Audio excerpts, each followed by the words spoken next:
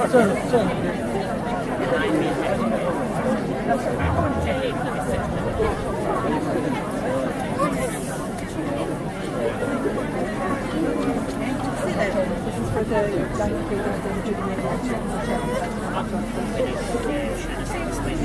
so we'll do here, but you're going to need it first. The video.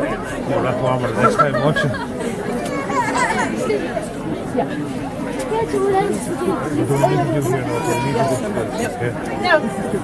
Hello.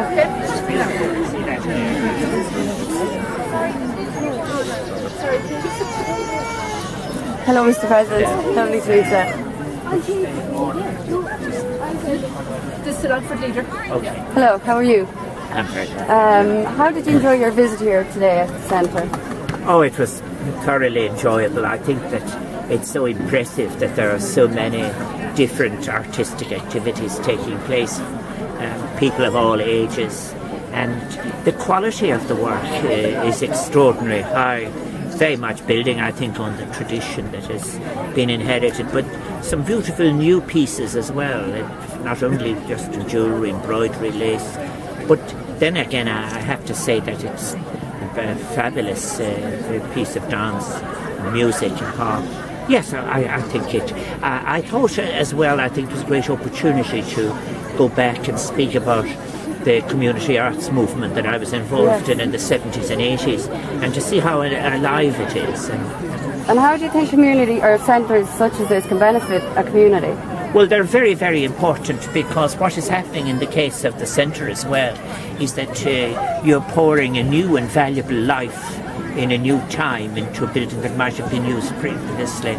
But what's very impressive about it as well is the way in which time isn't divided up, because we're able to draw on ancient crafts and old crafts and use new fingers and new imagination to do things in new ways. The standard was extraordinarily high. But what's great as well are to see people realising that the word creativity, which is regularly used, is about the release of the right to be creative in every single person, irrespective of age, irrespective of background, irrespective of capacity. And the way in which it can bring people together, because apart from what I've been saying, there are the times people have been speaking together and saying nothing at all and being just in each other's company. And I can't think of any better way of defining community or citizenship. And how do you think centres like this could bring tourism to the Midlands? Well, I think that when tourists come, it's very interesting to think about it. The word that is better is when people visit. When people come and visit, they bring themselves, but they come often at their best in a kind of quiet way, when they are able to absorb the sense of spirit and place.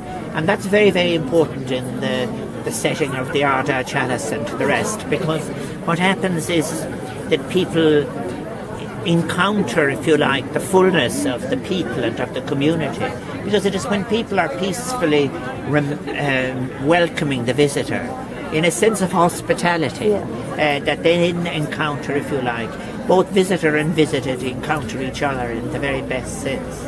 I think that you have a sense of that, a sense of quietness too, that can happen when people are happy in their visit.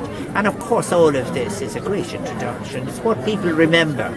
You should always think about that when people speak about tourism. It is when they're answering questions to others, they say, well, what was it like? And they rely on their memory, and they rely on all the senses to inform their memory. So it has a practical side to it. Great. Well, I'll leave you there. Thank you so much for your time. Thank you so much.